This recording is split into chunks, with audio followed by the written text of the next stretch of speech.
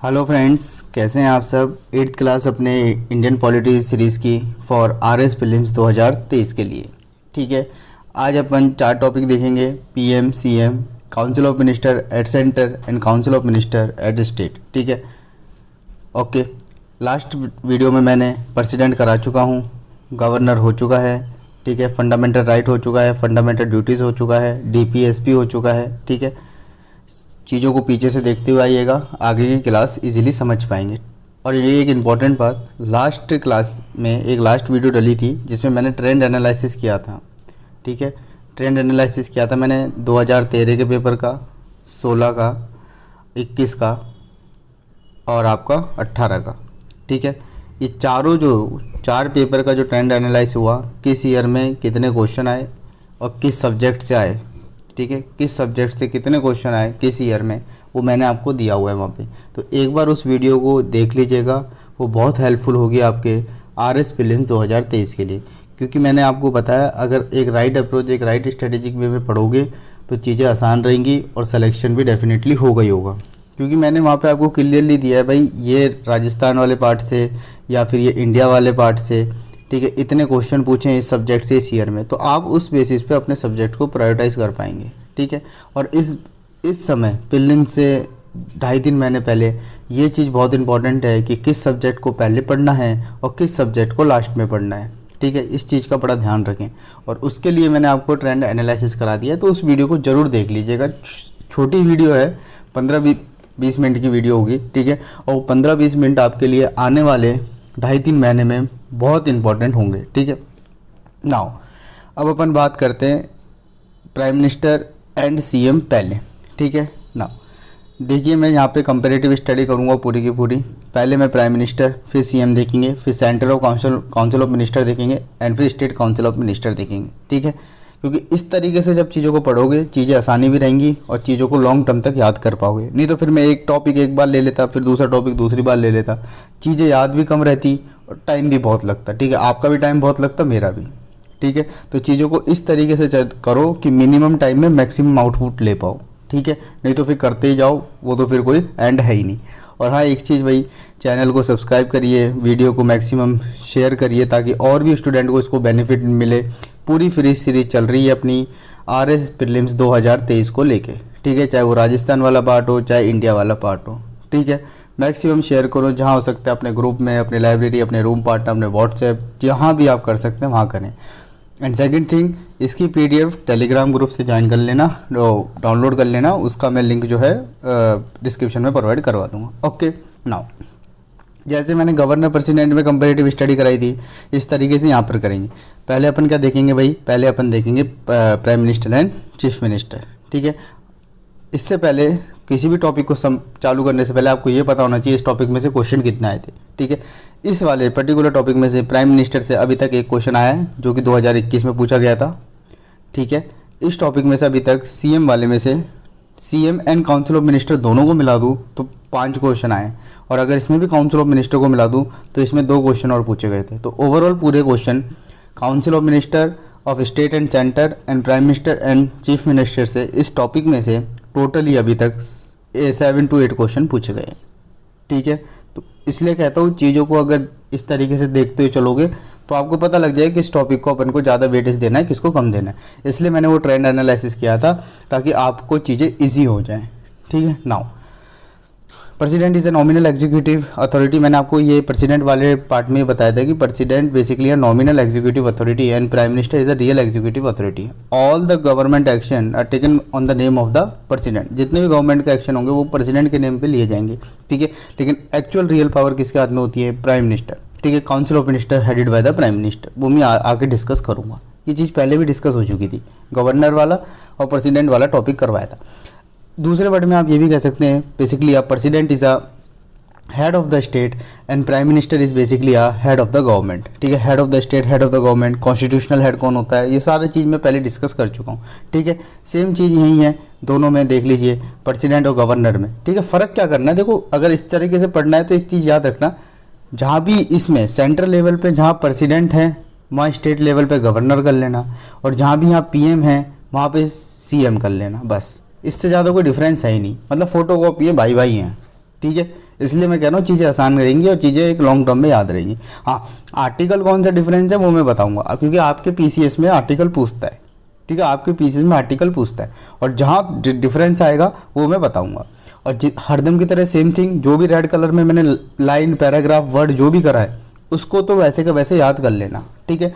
इस पीडीएफ में जो लिखा है वैसे का वैसे याद करना है। President is the head of the state and prime minister is the head of the government. Same thing यहाँ पे भी है। स्टेट पे क्या होगा, chief minister is the head of the government and governor is the head of the state या constitutional head, ठीक है भाई। नाउ अब बात करते हैं अपॉइंटमेंट कौन करता है, पीएम का है एंड सीएम का, ठीक है, दोनों एक साथ देखेंगे, ठीक है। आर्टिकल 74 में यहाँ पे अब आर्टिकल याद रखना है, कौन से आर्टिकल याद करने वो भी मैं बता दूंगा। ये वाला आर्टिकल याद रखना है। आर्टिकल 74 में क्लियरली लिखा हुआ है, there shall be the council of minister with the prime minister at the head and aid and advice to the president. मैंने आपको पहले ही बोला, आर्टिकल 74 में क्लियरली ये लिखा हुआ है, there shall be the council of minister headed by the prime minister to aid and advice to the president. और मैंने इनिशियल ही इस क्लास के फर्स्ट में ही मैंने बता दिया था कि जो भी गवर्नमेंट का जो भी एक्शन होगा, जो भी गवर्नमेंट का वर्क होगा वो on the name of the president होगा, ठीक है। इसलिए इनको क्या कहते हैं, नॉमिनल एग्जीक्यूटिव हेड कहते हैं, और real executive head basically prime minister होते हैं, क्योंकि एक्चुअल में जो रियल पावर होती है वो council of minister headed by the prime minister, इन्हीं के पास रहती है, ठीक है। नाउ इसको आपको रबर स्टैम्प भी कहते हैं प्रेसिडेंट को, आपने ये सुना होगा ये वर्ड, ठीक है। नाउ आर्टिकल 164 में सेम चीज बोली गई है कि chief minister shall be appointed by the governor, ठीक है ना। कौन अपॉइंट करेगा भाई, governor. And however it does not imply the governor to free the appoint any one of the chief minister in accordance with the convention of the parliamentary system government. The governor has to appoint a leader of the majority party of the state and legislative assembly of the assembly as the chief minister. Simple सी बात 164 में ये बोली हुई है कि governor को, chief minister को अपॉइंट कौन करेगा, गवर्नर करेगा, लेकिन गवर्नर इस पर अपनी कोई डिस्क्रिशनरी पावर यूज नहीं करेंगे। ये कन्वेंशन बना हुआ है, पार्लियामेंट्री कन्वेंशन बना हुआ है। और एक चीज़ समझ लीजिए इस चीज़ से कि पार्लियामेंट्री फॉर्म ऑफ गवर्नमेंट में एक सिंपल सी चीज़ चलती है, मेजोरिटी फॉर्म ऑफ गवर्नमेंट, ठीक है। जो मेजोरिटी होल्ड करेगा वो गवर्नमेंट बनाएगा। सिंपल सा कंसेप्ट है, इसमें कोई इफ एंड बट है ही नहीं, ये आपको पता ही होगा, बेसिक है, ठीक है। जो मेजोरिटी फॉर्म करेगा वो गवर्नमेंट बनाएगा। और कितने साल के लिए बनाएगा भाई, 5 साल के लिए बनाएगा, ठीक है। 5 साल के लिए ही इलेक्ट होकर आते जनरल इलेक्शन में, ओके। नाउ ये कन्वेंशन बना हुआ है कि पार्लियामेंट्री सिस्टम में कि गवर्नर जो है उनको ही सीएम अपॉइंट करेगा, जो leader of the majority power in the state legislative assembly, ठीक है। जो भी मेजोरिटी पार्टी आई है स्टेट लेजिस्लेटिव असेंबली में, उनके पार्टी के जो लीडर हैं उसको ऐसे सीएम अपॉइंट कर दिया जाएगा by the governor. It's basically a convention. ये कोई कॉन्स्टिट्यूशन में नहीं लिखा हुआ, ये एक पार्लियामेंट्री कन्वेंशन बना हुआ है, ठीक है। नाउ सेम चीज आर्टिकल 75 में 3 चीज बोली गई थी, ये आर्टिकल याद रखना। 164 में कौन अपॉइंट कर रहा है, गवर्नर अपॉइंट कर रहा है। आर्टिकल 75 क्या बोलता है, देख लीजिए। आर्टिकल 75 सिंपल से बोलता है कि president appoint the PM, prime minister and other minister is appointed by the president on the aid and advice of the prime minister, ठीक है। ये आपको पता है, बेसिक है, सबने सुना ही होगा, सब जानते होंगे कि prime minister is appointed by the president and other minister is also appointed by the president on the advice of the prime minister. Simple सी बात है, ओके। नाउ सेकंड चीज आर्टिकल 75 में ये लिखी हुई है, minister hold their office during the pleasure of president, ठीक है। अब यहाँ पे थोड़ा सा वेट करना, मैं इसको आगे डिस्कस करूंगा इस पॉइंट को। अब इतना से ध्यान रखो, चाहे मिनिस्टर, चाहे प्राइम मिनिस्टर, चाहे काउंसिल ऑफ मिनिस्टर, कोई भी हो, hold their office during the pleasure of the president. अब ये प्लेजर ऑफ प्रेसिडेंट क्या होता है वो मैं आगे डिस्कस करूंगा, थोड़ा सा भी यहाँ पर ध्यान रखो। किस आर्टिकल में लिखा हुआ है, 75, ये याद रखना है, ठीक है। Now council of minister is collectively responsible to the Lok Sabha. आपने ये वर्ड बहुत सुना होगा कि executive is responsible to the legislature, ठीक है। यही रेस्पॉन्सिबल गवर्नमेंट होती है भाई। रेस्पॉन्सिबल गवर्नमेंट की जब बात आती है तो क्या कहते हो आप, यही तो कहते हो कि executive is responsible to the legislature, ठीक है। अब कैसे होता है क्या नहीं होता, देखो इतना मैं डीप में तो चले जाऊंगा, लेकिन आपके ना तो आरएस प्रीलिम्स में पूछने वाला है और इतना टाइम भी नहीं है इस टाइम पे, ठीक है।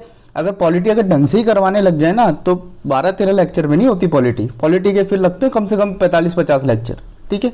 चीज़ों को अभी मैं इसलिए कंसाइज लेके चल रहा हूँ ताकि आपका कोई आरएस प्रीलिम्स ना रुके, किसी का भी आरएस प्रीलिम्स ना रुके, बस ये मेरा टारगेट है और यही आपका टारगेट होगा अभी तो कि प्रीलिम्स निकालना है, क्योंकि मुश्किल से 2.5-1 महीना बचा है, ठीक है। Now council of minister is collectively responsible to the Lok Sabha. Simply मैं कहने का मतलब यहाँ पे यह है कि executive is responsible to the Lok Sabha, ठीक है।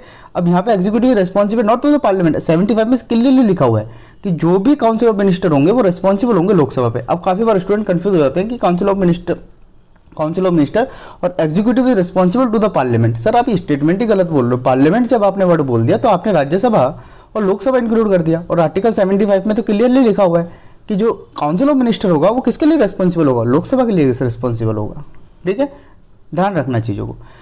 आर्टिकल 78 क्या रहता है, इस आर्टिकल को ध्यान रखोगे नहीं रखोगे फिर भी कोई दिक्कत नहीं है, लेकिन ये आर्टिकल दोनों याद होने चाहिए, 74 और 75। 74 में क्या दिया हुआ है, 75 में क्या दिया हुआ है, डिस्कस कर चुका हूँ, ठीक है। नाउ 78 में देखते हैं, state that the prime minister communicate all the decision made by the council of minister to the president. Simple से 78 में दिया हुआ है, जो भी काउंसिल ऑफ मिनिस्टर डिसीजन लेगा वो कम्युनिकेट करना पड़ेगा प्रेसिडेंट को बाय द प्राइम मिनिस्टर, ठीक है। ओके, नाउ अब ये चीज़ यहाँ पर भी देख लेते हैं स्टेट लेवल पे। द पर्सन, यहाँ पर देखना, a person who is not a member of the state legislative can be appointed at the CM as 6 month and within a time he should be the elected at the state legislature failing to the cease of the CM.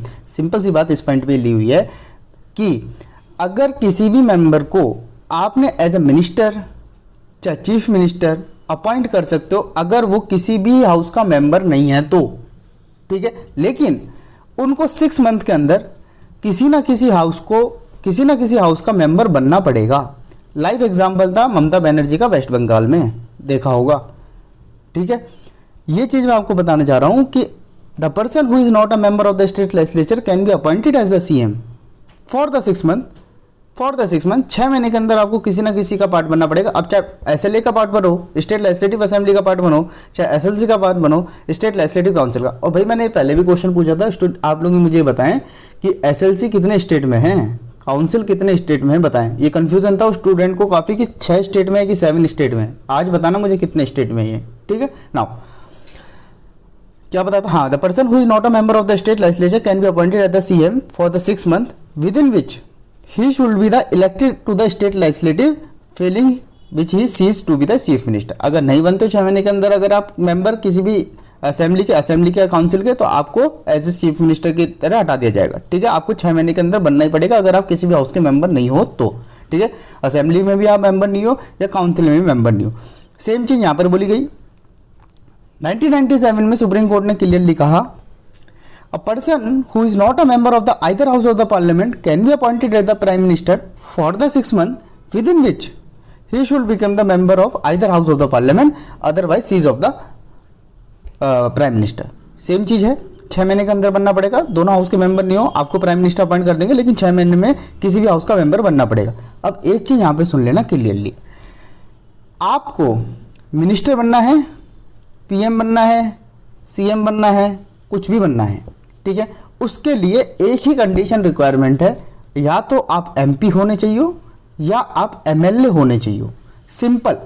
Simple याद रखो, या तो आप MP होने चाहिए, member of parliament होने चाहिए, या मेंबर ऑफ लेजिस्लेटिव असेंबली होने चाहिए। अब चाहे राज्यसभा से हो, चाहे लोकसभा से हो, चाहे असेंबली से हो, चाहे काउंसिल से हो, डजेंट मैटर, कहीं से भी हो, ठीक है। आप एक एमपी और एमएलए होने चाहिए, क्योंकि उसका रीजन है, अगर आपको कोई डेमोक्रेटिक फंक्शन को परफॉर्म करना है तो आपके पास एक डेमोक्रेटिक मैंडेट तो होना चाहिए। और वो डेमोक्रेटिक मैंडेट कब आएगा, जब आप एक इलेक्टेड मेंबर होंगे, ठीक है। आप कहीं से भी हो, राज्यसभा से, लोकसभा से, state legislative assembly, state legislative council, कोई दिक्कत नहीं है, लेकिन आप एक एमपी एमएलए होने चाहिए। किसके लिए, फॉर द प्राइम मिनिस्टर, ठीक है।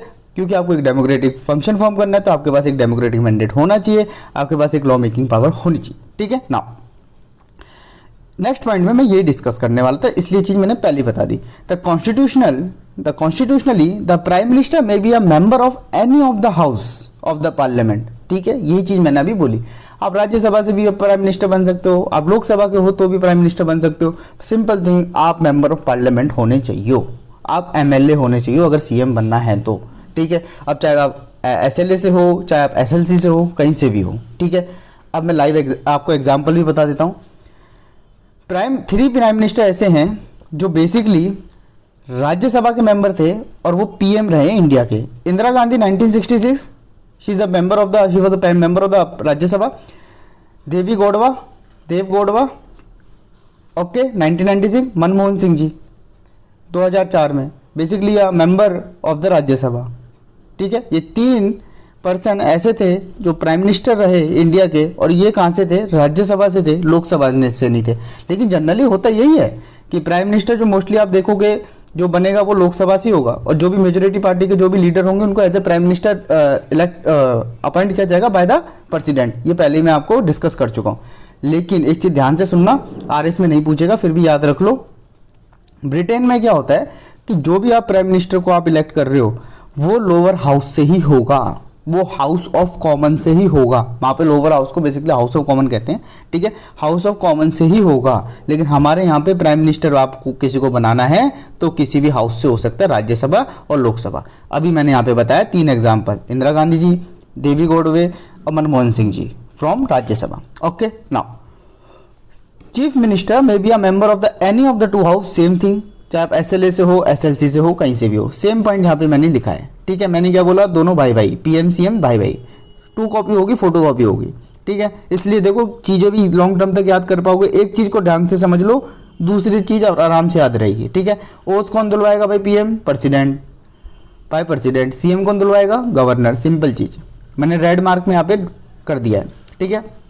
अब एक इंपॉर्टेंट बात समझना, पहले समझना, चाहे आप पीएम हो चाहे आप सीएम हो, भाई कितने दिन के लिए आइडियली इलेक्ट होते हैं, 5 साल के लिए, एक बार इलेक्शन हुए 5 साल के लिए आपको इलेक्ट कर लिए। लेकिन इनका, चाहे आप पीएम हो चाहे आपका सीएम हो, इनका कोई फिक्स टेन्योर नहीं होता है। इसका ध्यान रखना, क्वेश्चन में आ जाए कि does not have a fix tenure, right statement है। क्यों, अब सुनो, आपको 5 साल के लिए आइडियली इलेक्ट किया जाता है, ठीक है, लेकिन ये थोड़ी ना है कि आपको एक बार आप इलेक्ट हो गए तो 5 साल तक रहोगे। 2 साल में भी तो आपको एज ए प्राइम मिनिस्टर हट सकते हो। क्यों, अगर नो कॉन्फिडेंस मोशन पास हो गया तो, मेजोरिटी लूज कर दी तो आपको रिजाइन करना पड़ेगा। और एक बार जैसे पीएम ने रिजाइन करा, सीएम ने रिजाइन करा, entire council of minister dissolve होती है, पता है, क्योंकि पूरी काउंसिल ऑफ मिनिस्टर किसके बेसिस पे बनी हुई है, प्राइम मिनिस्टर और सीएम के बेसिस पे, ठीक है। लेकिन अगर कोई मिनिस्टर रिजाइन कर रहा है तो फिर काउंसिल ऑफ मिनिस्टर डिसॉल्व नहीं होगी, क्योंकि वहां पे एक वैकेंसी क्रिएट हो जाएगी बस, फिर वहां पे बाई इलेक्शन करा दिए जाएंगे, ठीक है। लेकिन अगर पीएम सीएम रिजाइन कर रहे तो entire council of minister dissolve होगी। और दूसरी चीज मैंने आपको अभी क्या बोला था कि आपका ये फिक्स नहीं होता इनका टेन्योर पीएम सीएम का, ठीक है। कल को स्टेटमेंट आ जाए the PM does not have the fix tenure, right statement लगा देना। क्यों नहीं होता, मैंने बताया, अगर नो कॉन्फिडेंस मोशन पास हो गया तो आपको रिजाइन करना पड़ेगा, entire council of minister dissolve, ठीक है, समझ में आया। तो the term of the prime minister is not fixed and he hold the office during the pleasure of president. इसलिए मैंने बोला था ऊपर कि इस पे रुकना, भी पॉइंट पे मैं समझाऊंगा, कि ऊपर लिखा था ना कि प्राइम मिनिस्टर अपना ऑफिस को होल्ड करेंगे during the pleasure of president. अब यहाँ पर प्लेजर ऑफ प्रेसिडेंट का मतलब ये तो नहीं कि प्रेसिडेंट तब चाहेंगे जब इनको हटा देंगे, ऐसा तो नहीं है ना। इसमें क्या होता है कि प्रेसिडेंट तब तक ऑफिस को होल्ड करेंगे जब तक पार्टी मेजोरिटी में है इन द लोकसभा, ठीक है, मेजोरिटी सपोर्ट है लोकसभा में। जिस दिन मेजोरिटी गई, जिसमें मेजोरिटी सपोर्ट गया, एंटायर लोकसभा क्या होगी, डिसॉल्व होगी और फ्रेश इलेक्शन कंडक्ट करवाए जाएंगे, ठीक है। तो आपका टेन्योर डिपेंड करता है ओनली और ओनली मेजोरिटी पे। किस पे डिपेंड करता है भाई, मेजोरिटी पे। पार्लियामेंट्री फॉर्म ऑफ गवर्नमेंट है, पार्लियामेंट्री फॉर्म ऑफ गवर्नमेंट में एक कंसेप्ट सिंपल है, मेजोरिटेरियन गवर्नमेंट, जिसके पास मेजोरिटी है गवर्नमेंट बनाओ, सिंपल कंसेप्ट है, ठीक है। नाउ यही पॉइंट में मैंने यहाँ पे डिस्कस करा है। However, this does not mean the president can dismiss the prime minister at any time. So long the prime minister enjoy the majority support in the Lok Sabha, he cannot be dismissed by the president. यही बोला मैंने कि prime minister जब तक अपनी majority show करके बैठे हैं लोकसभा में, जब तक प्रेसिडेंट उनको डिसमिस नहीं कर सकते। However, if he loses the confidence in the Lok Sabha, means if loses the majority in the Lok Sabha, he must be resign or the president can dismiss him. Clear है, यही चीज मैंने discuss करी थी। Same चीज governor के साथ भी यही है, ठीक है। नाउ सैलरी और अलायंसेस प्राइम मिनिस्टर के भाई कौन डिटरमाइन करता है, पार्लियामेंट करता है, सॉरी कहाँ गया, हाँ पार्लियामेंट, ठीक है। और चीफ मिनिस्टर स्टेट लेजिस्लेचर, ठीक है। Now power and function of the prime minister and power और function of the chief minister, दोनों देख लेते। अब देखिएगा यहाँ पे कंडीशन थी कि यहाँ पे बहुत पावर थी और बहुत फंक्शन थे इनके दोनों के, मैंने यहाँ पे वही मेंशन करे हैं, मैं आपको वही डिस्कस करूंगा जो आपके आरएस प्रीलिम्स 2023 के लिए रिक्वायरमेंट है। फिर मैंने बोला कि अगर मैं पूरी ही पॉलिटी चला दूंगा तो लिटरली बता रहा हूँ कि आपकी पॉलिटी हो पाएगी, आपका एग्जाम आ जाएगा, ठीक है, क्योंकि पॉलिटी कोई छोटा मोटा सब्जेक्ट नहीं है, समझो उस चीज़ को। आप आपको थोड़ा सा बाउंड करो, क्योंकि आपको प्रीलिम्स निकालना भी जरूरी है, ठीक है। चीज़ों को उस हिसाब से पढ़ो, जितना मैंने पीपीटी में प्रोवाइड करवाया इतना कर लेना किसी भी टॉपिक में, उससे ज़्यादा क्वेश्चन आपके उससे उससे हायर लेवल के क्वेश्चन पूछेगा ही नहीं, क्योंकि मैंने वो सारी चीज़ें इंक्लूड कर दी है जहाँ से प्रीवियस ईयर क्वेश्चन पूछे गए हैं, not only the RS but different PCS exam, चाहे वो बिहार का हो, चाहे यूपी का हो, चाहे एमपी का हो, वो पेपर भी मैंने देखे थे, उस टॉपिक में से कहाँ से क्वेश्चन पूछे गए हैं वो चीज़ भी मैंने यहाँ पे इंक्लूड करी है, और उससे एक स्टेप अहेड ही करा है, ठीक है, एक स्टेप ज़्यादा ही मैं लेके चला हूँ, ठीक है, कि थोड़ा सा लेवल बढ़ भी गया तो भी आपको कोई दिक्कत ना आए, ठीक है। Now power and function of the prime minister and the chief minister दोनों देख लेते हैं भाई। हालांकि इस यहाँ से कोई अभी तक क्वेश्चन नहीं पूछा गया ये पावर वाले से, ये पावर वाले टॉपिक से, पावर ऑफ फंक्शन, फिर भी अपन को छोड़ना कुछ नहीं है, सारी चीजें कंप्लीट करनी है, ठीक है। कल को यहीं से क्वेश्चन आ जाए दो, थोड़ी ना पता है। Now power of the prime minister, he recommended the person who can appointed as a minister by the president and the president can appoint only the person as a minister who is recommended by the prime minister. The Prime Minister is appointed by the President and the other minister is appointed by the President on the recommendation of the Prime Minister, ठीक है।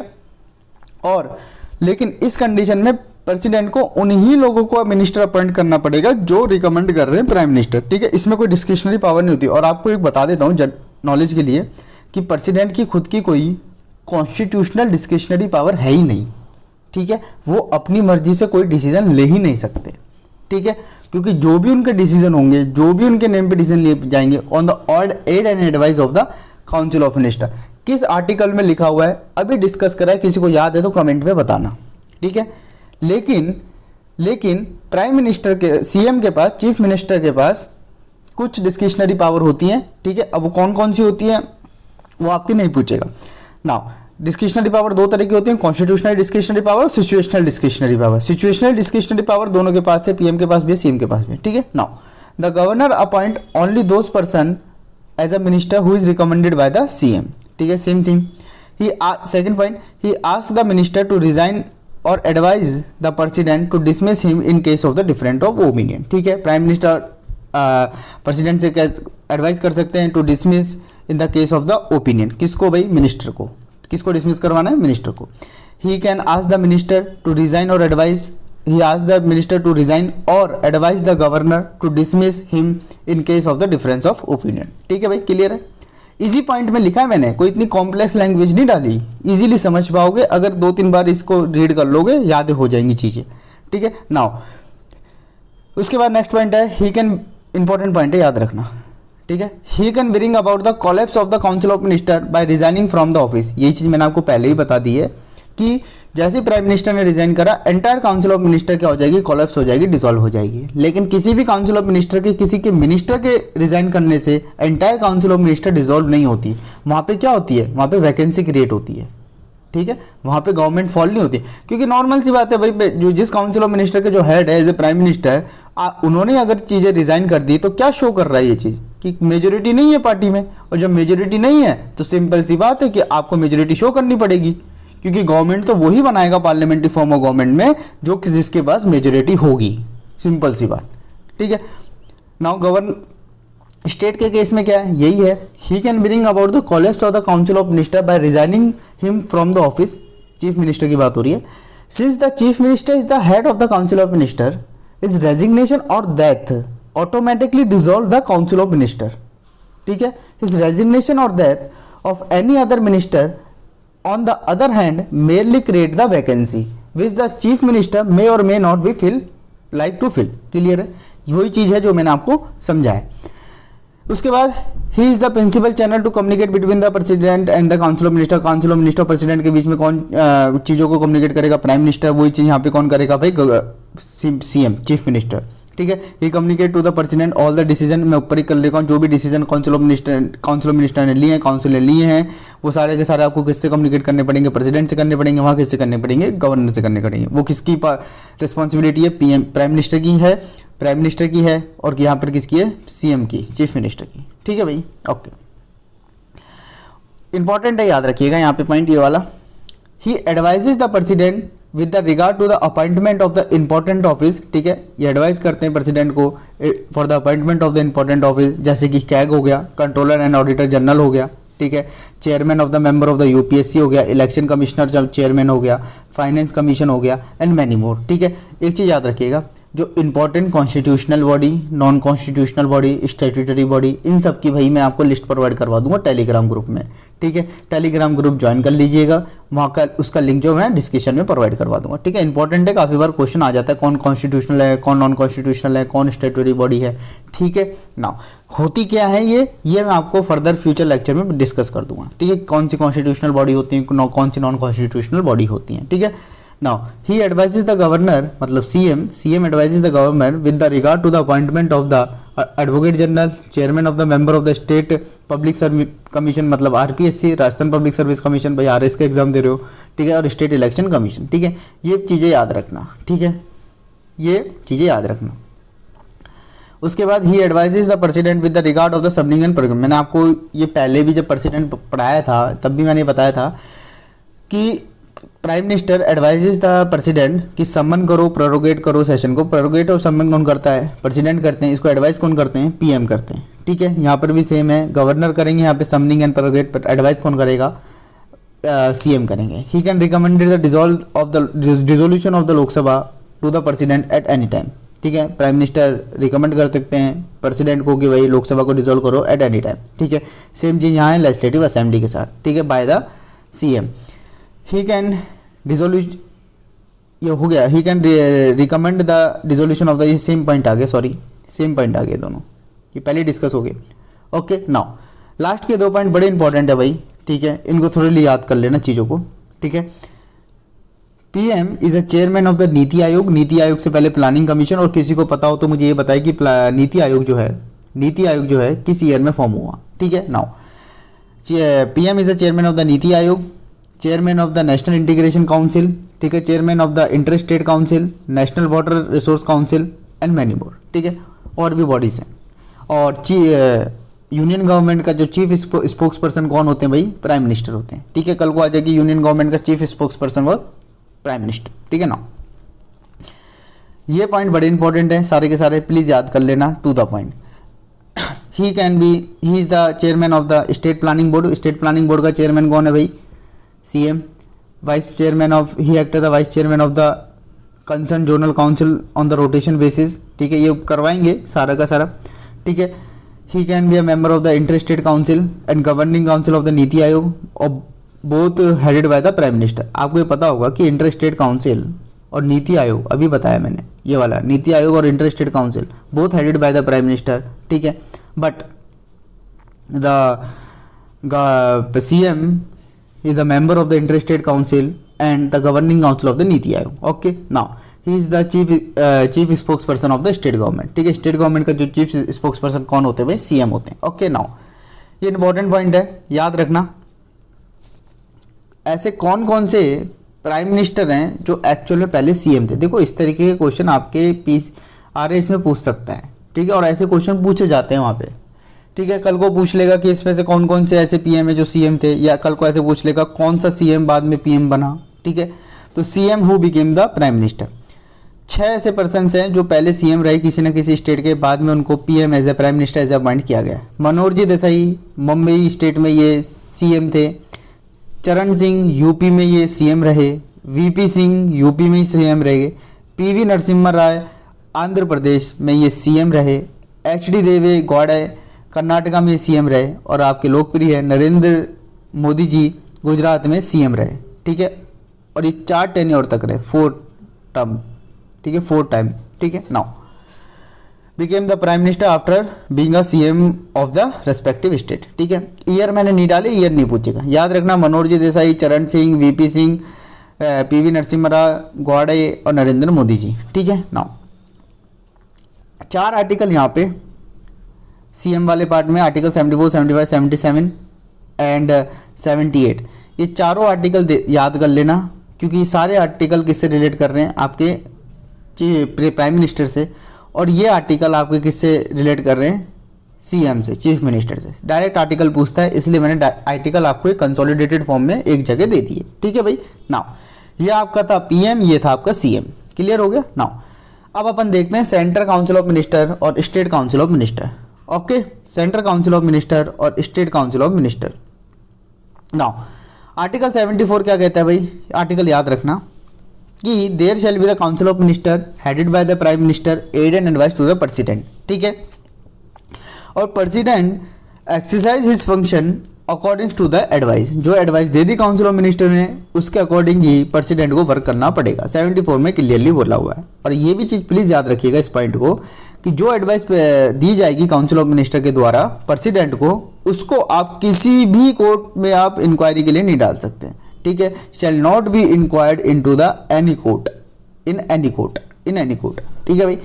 Article 163 क्या कहता है? Same कहता है, there shall be the council of minister headed by the chief minister, aid and advice to the governor and in the exercise of his function, ठीक है। Advice आप किसी भी कोर्ट में चैलेंज नहीं कर सकते, ठीक है। आर्टिकल 75 क्या कहता है भाई? आर्टिकल 75 प्लीज याद रखना, ये आर्टिकल प्लीज याद रखिएगा। आर्टिकल 74, 75 और यहाँ पे 163, आर्टिकल 163 एंड 164 याद रखिएगा इन आर्टिकलों को, ठीक है भाई, इंपॉर्टेंट है। नाउ आर्टिकल 175 क्या कहता है?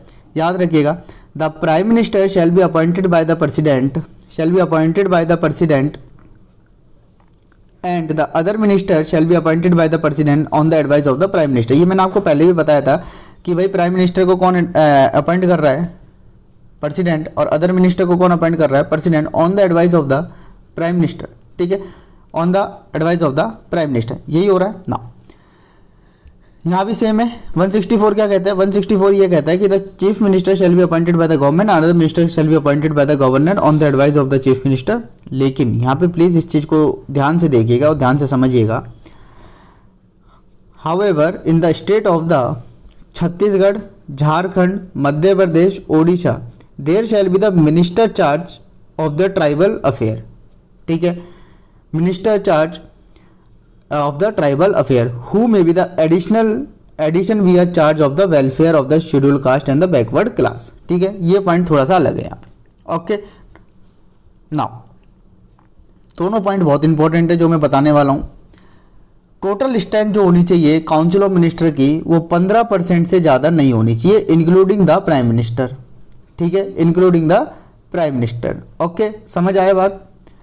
ये कब ऐड किया गया? ये बेसिकली 91st अमेंडमेंट एक्ट 2003 के अंदर। ये आपसे पूछा जा सकता है, the total member of the minister including the prime minister in the council of minister not exceed to the 15% of the total strength of the Lok Sabha.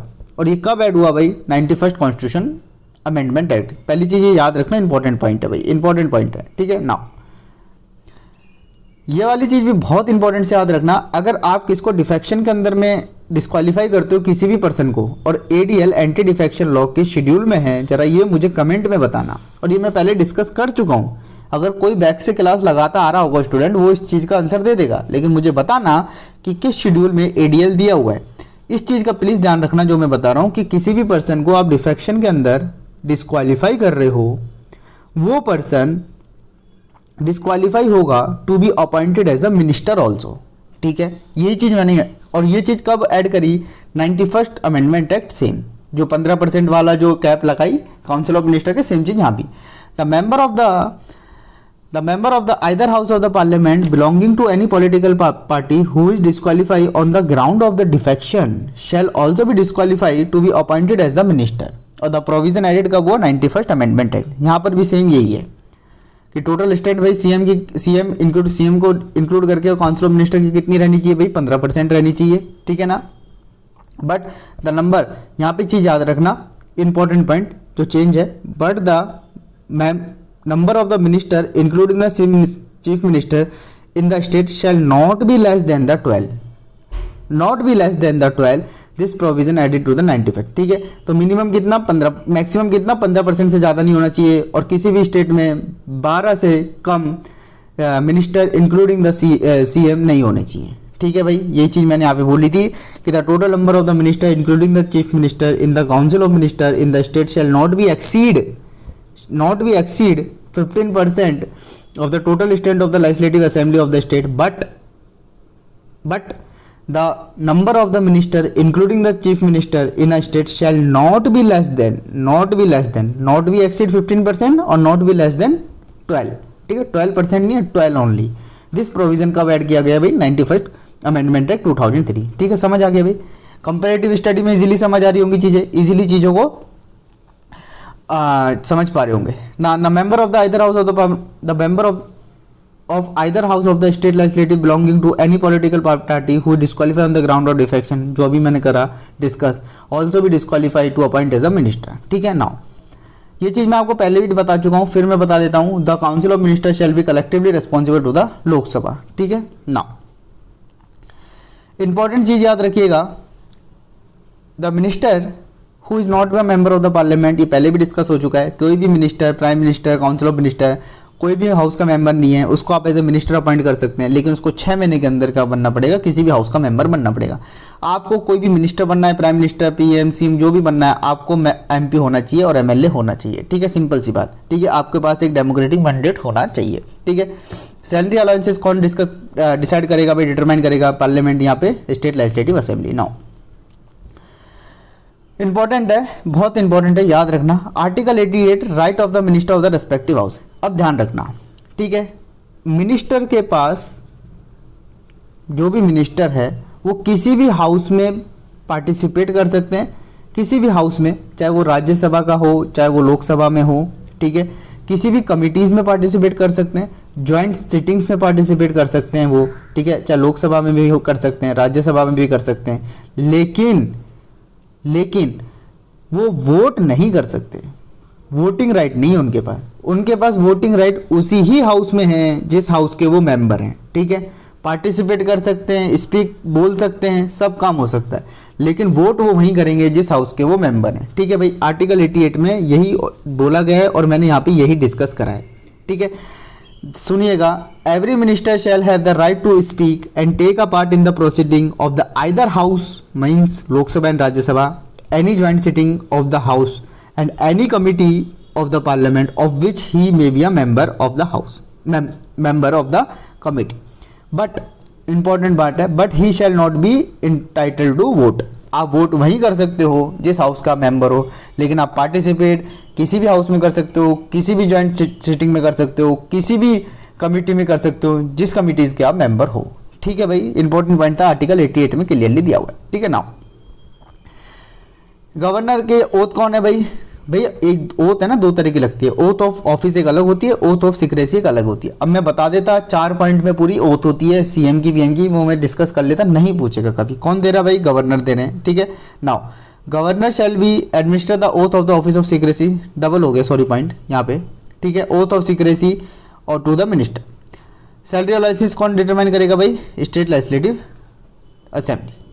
ठीक है, ओथ कौन भाई? President, governor, parliament and state legislative assembly. किसकी भाई? Minister की, council of ministry of centre and state. Clear है?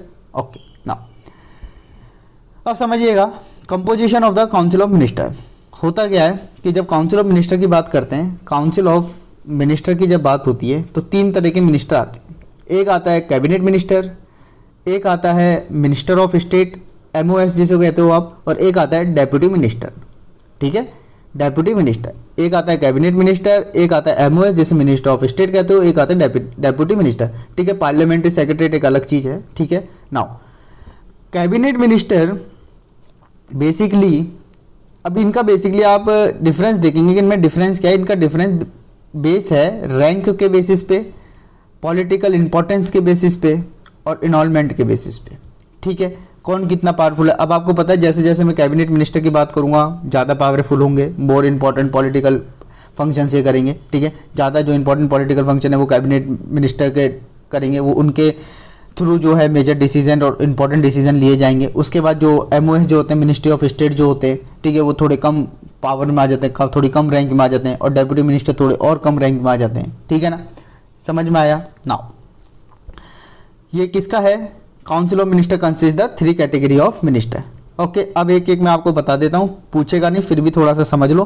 Cabinet minister basically head of the important ministry, जैसे कि home ministry, defence ministry, foreign ministry, external affairs की। ठीक है ना, इस सारे के सारे क्या फॉर्म करते हैं? Cabinet minister. ठीक है, ये सारे किसके मेंबर होते हैं? कैबिनेट के। ठीक है, cabinet minister headed the important ministry. ठीक है।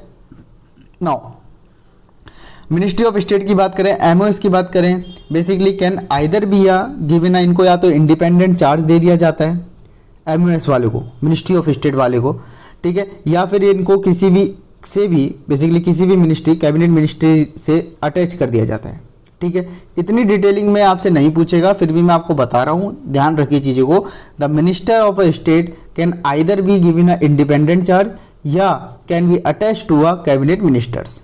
ठीक है, उसके बाद जो आपके डेप्यूटी मिनिस्टर आते हैं, कम रैंक, कम पावर के, कम लेस इंपॉर्टेंट पॉलिटिकल फंक्शन ये परफॉर्म करते हैं, they can not be given, इनको कोई भी इंडिपेंडेंट चार्ज नहीं दिया जाता।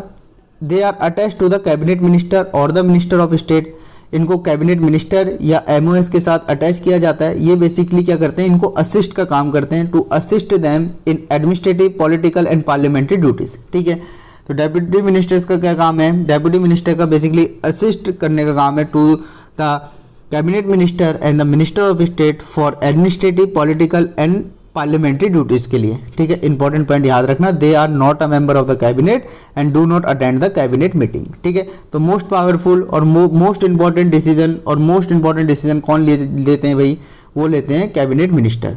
ठीक है, उससे नीचे कौन आता है भाई, एमओएस, मिनिस्ट्री ऑफ स्टेट। ठीक है, जिसको इंडिपेंडेंट चार्ज दिया जाता है किसी भी मिनिस्ट्रीज का। ठीक है, उसके बाद आते हैं आपके डेप्यूटी मिनिस्टर। ठीक है, या तो इंडिपेंडेंट चार्ज दे देंगे या फिर किसी भी कैबिनेट मिनिस्टर से इनको क्या कर देंगे, अटैच कर देंगे। Okay, thank you. उसके बाद देखते हैं सेम चीज़ यहाँ भी यही है, आपके गवर्नर वाले केस में भी यहाँ भी सेम बनता है, consist of 3 minister, cabinet minister, minister of state and deputy minister. ठीक है, सेम चीज़ है। एक बार रीड कर लोगे चीज़ें समझ आ जाएंगी। ओके, ये आपका पूरा, हाँ ये आपका पूरा क्या था, council of minister of centre and state, और ये आपका पीएमसीएम। 4 टॉपिक कंप्लीट हो गए। इस तरीके से कर लेना 5 पेज में, ओनली 5 पेज के अंदर मैंने ये सारा का सारा आपका करवा दिया, ओनली 5 पेज के अंदर। ठीक है, इसकी पीडीएफ टेलीग्राम में से डाउनलोड कर लेना और चीज़ों को मैक्सिमम रिवाइज करो भाई जितना हो सकता है। और दूसरी चीज़, पार्लियामेंट वाला टॉपिक कर लीजिएगा, ईपीएफओ की प्ले लिस्ट में जाइएगा, वहाँ मैंने पार्लियामेंट करा रखा है, सेम ही चीज़ है। मैं चीज़ों को रिपीट करने से कोई फ़ायदा नहीं है, आपके पास भी इतना टाइम नहीं है, टाइम बहुत कम है, तो चीज़ों को जितना हो सकता है उतनी जल्दी कवर करने की कोशिश करें। पार्लियामेंट का वहाँ टॉपिक डिस्कस हो रखा है, एक बार जाके कर लेना। असेंबली वाला पार्ट, स्टेट लेजिस्लेटिव असेंबली वाला पार्ट है, वो अपन डिस्कस करेंगे। ठीक है, अब मेरा नेक्स्ट टॉपिक वही होगा, असेंबली वाला पार्ट। ठीक है, पीएम हो गया, सीएम हो गया, council of minister, president, governor, fundamental duties, fundamental right, DPSP, constitutional making of constitution, silent future of constitution, ये सब हो चुका है। ठीक है, चीज़ें बहुत फास्ट हो रही हैं और चीज़ें को मैं पहले भी बताया, बैकलॉग मत करिएगा। एक बार बैकलॉग हुआ आपका चीज़ें वहीं ख़राब होने लग जाएंगी। ठीक है, बैकलॉग किसी भी सब्जेक्ट का नहीं करना है, डेली बेसिस पे लेक्चर लगाइए और लेक्चरों को रिवाइज करिए। ठीक है ना, लेक्चर्स को रिवाइज करिए। ओके, और अगेन मैक्सिमम वीडियोस को शेयर करिए, चैनल को सब्सक्राइब करिए ताकि और भी स्टूडेंट को बेनिफिट पहुँचे। ठीक है, इतना अच्छा इनिशिएटिव चल रहा है, बिल्कुल फ्री इनिशिएटिव चल रहा है फॉर RS 2000 प्रीलिम्स 2023 के लिए। इतना फिल्टर कंटेंट में प्रोवाइड करवा रहा हूँ, बिल्कुल टू द पॉइंट कंटेंट है। इतना कर गए, RS प्रीलिम्स आपका कहीं नहीं रुकेगा। ठीक है, मैं एक स्टेप ज़्यादा ही आपको लेके चल रहा हूँ, चीज़ों को एनालाइज करके कि भाई इस पेपर से क्या हुआ पूछा गया, इस पेपर से क्या पूछा गया, आपके RS में से क्या पूछा गया है, उन सब को देखने के बाद ही ये जितनी भी वीडियो हैं, जितने भी नोट्स प्रिपेयर किए जा रहे हैं। ठीक है, तो और भी स्टूडेंट को बेनिफिट मिले, चैनल को सब्सक्राइब करो, वीडियोस को शेयर करो ताकि और भी स्टूडेंट RS प्रीलिम 2023 को क्वालिफाई कर सकें और फिर ज़्यादा से ज़्यादा स्टूडेंट मेंस लिखें और फिर मेंस की एक बहुत अच्छे तरीके से और बहुत अच्छे स्ट्रेटेजिक वे में हम तैयारी करें। ठीक है भाई, और एक इम्पॉर्टेंट बात जो मैंने पहले ही बताई थी वीडियो के स्टार्टिंग में, प्लीज़ एक बार वो ट्रेंड वाली वीडियो जो क्वेश्चन के किस ईयर में कितने क्वेश्चन पूछे गए हैं किस सब्जेक्ट से, देख लेना, वो बहुत हेल्पफुल रहेगी आपके लास्ट टाइम प्रिपरेशन के लिए। आपके ये 2.5-3 महीने जो बचे हैं इसमें बहुत इंपॉर्टेंट होने वाला है, क्योंकि प्रायोरिटी देना इस टाइम सब्जेक्ट्स को बहुत इंपॉर्टेंट है और वो चीज़ उसी ही वीडियो से समझ में आएगी। Okay, thank you and have a good day, bye.